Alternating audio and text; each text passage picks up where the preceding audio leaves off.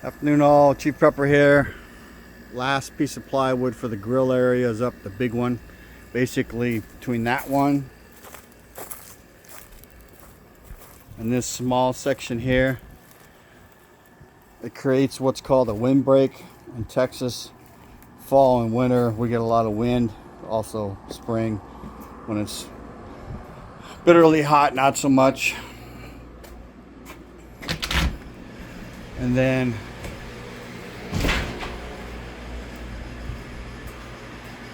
the table has been sanded on both sides. That side is freshly stained.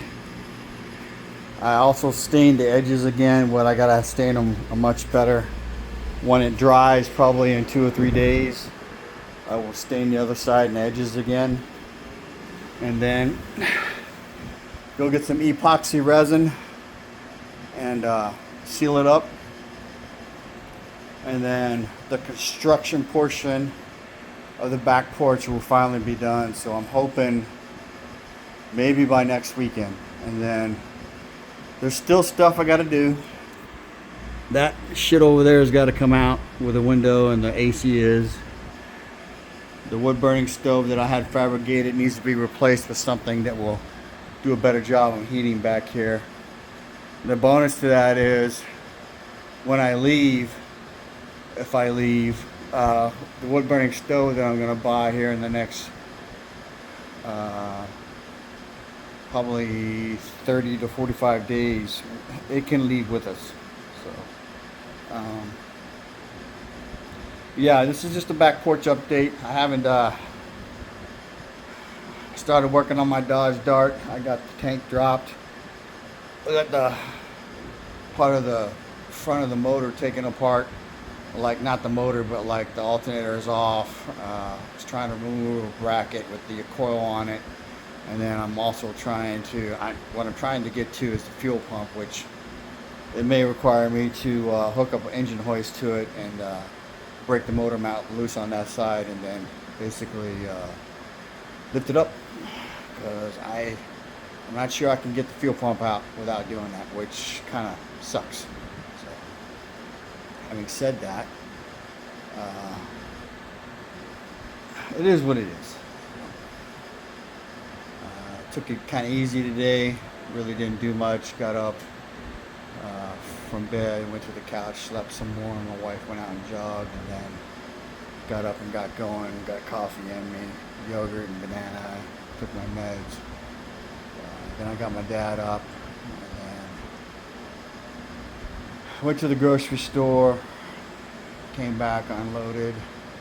I gotta set up the grill here in like 10 minutes or less, and then basically what I'm going to do is gonna slow cook some ribs. You wrap it in foil, season them of course, and then put a little bit of water in them, like a quarter cup. And basically what that does with the heat is it steams them, makes the meat really soft and juicy. Do that like for an hour and a half, which is why I need to get after it here real quick. And then open them up, put the ribs down on the grill, season them, sauce them up with some sauce. Winds up being pretty tasty. So that's on the menu tonight. Pork ribs, pork barbecue ribs. Information is knowledge and power. Live a little, prep a lot, share the love. Continue prepping. The news cycle keeps getting worse and worse, and there's things that they aren't covering that they should be covering. Pay attention to whatever alt media that you listen to, and keep your ear to the ground. So I'm working on the Dart. It's not going to be like a full-blown effort. I had a work stoppage because I needed to find my air gun. I couldn't find my air gun. My wife bought me two, and then the next day I found my air gun. So got to use the air gun to blow the fuel line out. Once I get the fuel line out, I got straps for it already. I think I can reuse the bolts that hold the tank up, and then once that's done, hook up the fuel line in the back. I got to plug a fuel line because I bought the wrong sending unit, but it should work, hopefully. And once that's done, get the fuel pump up front redone or replaced, put a new fuel line with inline filter to the carburetor.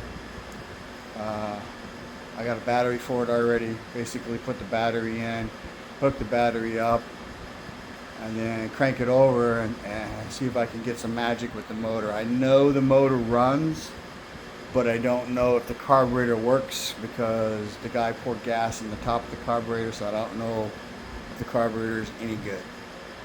It is not an end of the world issue. The carburetor's not that expensive. But if I have to do that, then the question is, do I go ahead and replace the intake with a 4-barrel intake and put a 4-barrel carburetor on there? I'm really leaning towards not changing the engine if I can get it to run, and it'll be okay. I have a Dodge 340 being built for it right now, but I'm just not feeling the oats to change out the complete drivetrain. I looked up a transmission for it, a modern transmission, assuming the bell housing that I can acquire for it would work. Then I need a clutch and pressure plate, and then a shifter, exhaust. I did get an alternator assembly off of a motor in a junkyard. That and a water pump is all you need for a car to run. And a coil, of course. I may go back and get a bunch of shit out of the junkyard. So those coils may or may not work, but you know, it's a thing. Actually, I think that thing has it has a distributor in it too, so I may go back and grab a bunch of shit. I won't be able to do that till Wednesday.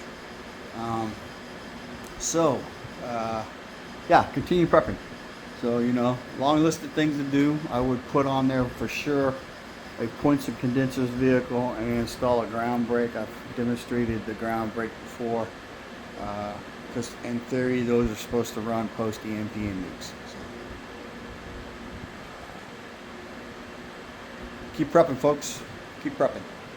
Information is knowledge and power. Live a little, prep a lot, share the love. Keep prepping.